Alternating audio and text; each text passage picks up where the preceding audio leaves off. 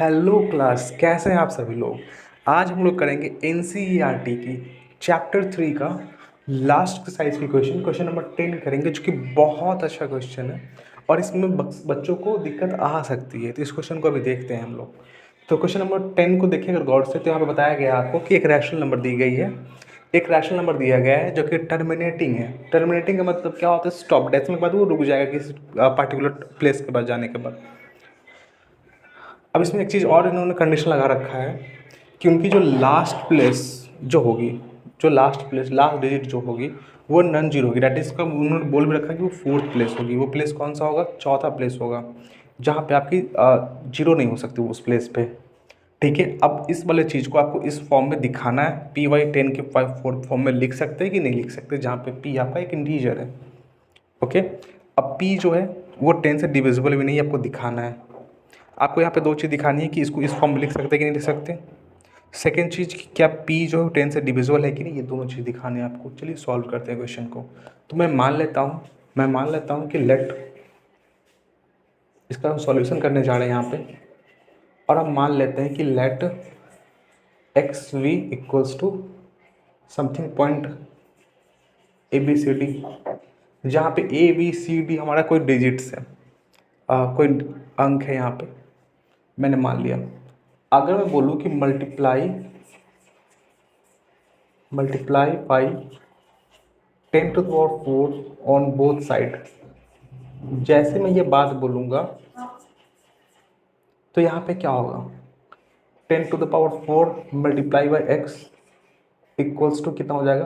Point A B C D multiply by 10⁴। Done, ये हमने कर दिया। अब यहाँ पे मैं 10⁴ इंटू एक्स को ऐसे रहने देता हूँ। इधर देखो कुछ होगा, यहाँ पे ए बी सी डी बन जाएगा। क्या ये 4 जीरोज हैं, तो ये वाला डेसिमल प्लेस उठ के यहाँ चली जाएगी। मल्टीप्लाई तो आप लोग जानते हो ये वाला। चलिए, ये इस फॉर्म में आ गया। क्या मैं इसको यहाँ लिख सकता? X is equals to A B C D upon 10⁴। ये तो हम लिख ही सकते हैं। अब इसी की क्वेश्चन में डिमांड करी गई कि ये क्या है जी, जिसमें ये क्या है हमारा, ये P है, ये 10⁴ है। तो मैंने इसको तो इस चीज़ में रिप्रेजेंट कर दिया। पहली क्वेश्चन की डिमांड फुलफिल हो गई, ये वाली। ठीक है, अब सेकंड बोला है कि ये जो P है वो 10 से डिविजिबल नहीं होना चाहिए। ज़रा आप ही सोचो, अगर ये यहाँ पे लिखा हुआ है कि लास्ट जो है नन जीरो है, मतलब जीरो नहीं होगी, मतलब ये जो D है, वो D हमारा क्या है? ये एक नॉन जीरो नंबर है, अगर वो पता है कि कोई भी नंबर 10 से डिविजिबल होना है, कम से कम 10 से डिविजिबल होना है, तो लास्ट प्लेस तो एटलीस्ट जीरो होना चाहिए। यहाँ पे डी तो जीरो है ही नहीं, तो हेंस बोल सकते हैं कि this number can not be divisible by 10। ये बातें थी। Okay okay okay okay. अब इसमें एक और क्वेश्चन है यहाँ पे कि ये P upon 10⁴ is at simplest divisible by form. क्या लिखा हुआ, क्या लिखा? एक सेकेंड। यहाँ पे क्वेश्चन है कि P अपॉन 10⁴ जो लिखा हुआ है, इसको अगर आप सिंपलेस्ट फॉर्म में बदलते हो, तो ये जो नंबर होगा आपका, क्या ये नंबर 2/4 से डिविजिबल होगी या फिर 5/4 से डिविजिबल होगी, आपको बताना है। एक बार क्वेश्चन को फिर से समझते हैं।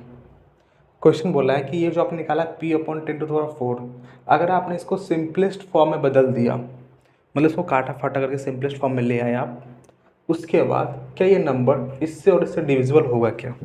ये आपके सवाल है। ओके, इसको क्वेश्चन को करते हैं अभी हम। जरा आप ही मुझे बताओ, अगर ये P अपॉन 10⁴, मतलब ये नंबर को आपने काटा वाटा, ठीक है, तो डिनोमिनेटर कट गई होगी कुछ, आपका ये भी कट गया होगा कुछ, है कि नहीं? कट गई होगी। अब मैं बोलूँ यहाँ पर, सपोज करता हूँ कि कोई नंबर हमारे पास दिया गया है, सपोज करता हूँ कि कोई नंबर हमारे पास कितना है, 2354 लिखा हुआ है। Done, upon 10⁴। मैं इस फॉर्मेट की बात कर रहा हूँ। इस फॉर्मेट में इसको लिख सकता हूँ जहाँ पे फोर्थ प्लेस जो होगी वो नन जीरो होगी, तो नन जीरो तो है ही यहाँ पे।